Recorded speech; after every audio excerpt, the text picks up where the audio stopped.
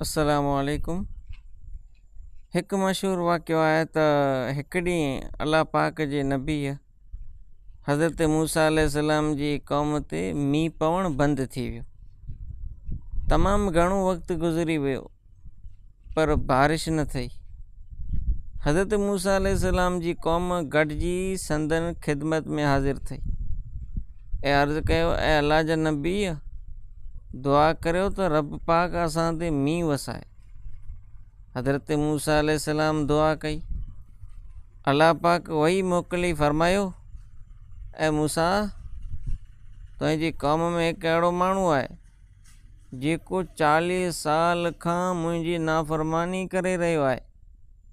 तूं पंहिंजी क़ौम खे चई छॾ त इहो शख़्स क़ौम मां ॿाहिरि निकिरी अचे त फ़ौरन आउं मींहुं वसायां।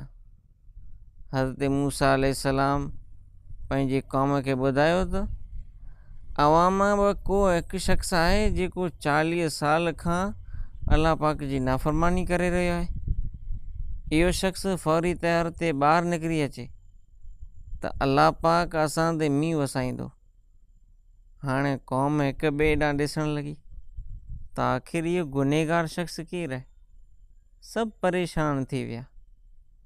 अहिड़ी हालत में इहो शख़्स जंहिं 40 सालनि खां अल्लाह जी नाफ़रमानी कई हुई, आसमान ॾांहुं निहारियो ऐं दुआ करणु लॻो, ऐं परदो रखण वारा रब, तूं 40 सालनि खां मुंहिंजे गुनाहनि ते परदो विझी रखियो आहे।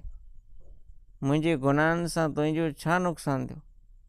ऐं अल्लाह, अॼु बि मुंहिंजो परदो पुशी कर।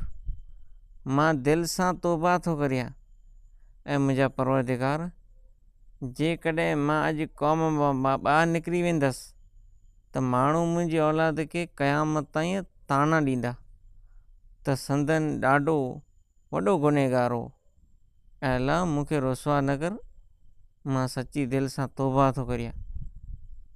एतिरो चई तौबा करण जी दुआ सां इहो अचतो आसमान मां बारिश वसणु लॻी। हज़रत मूसा अलैहिस्सलाम हैरान थी विया। अल्लाह पाक खां अर्ज़ु कयऊं, या अल्लाह, को बि ॿाहिरि न निकितो पर बारिश वसणु लॻी, हीउ छा माजरो आहे?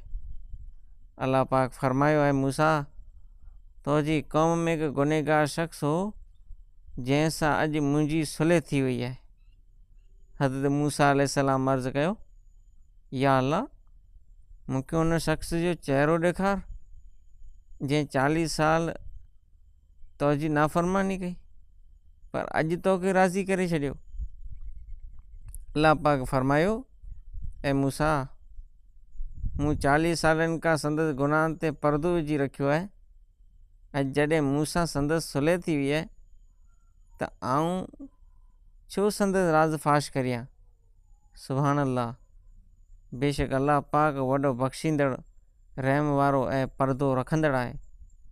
दोस्तो, अव्हांखे इहो वाक़ियो कहिड़ो लॻो? असांजे चैनल खे सब्सक्राइब कंदा ऐं ॿाहिरनि ताईं शेयर कंदा। अल्लाह हाफ़िज़।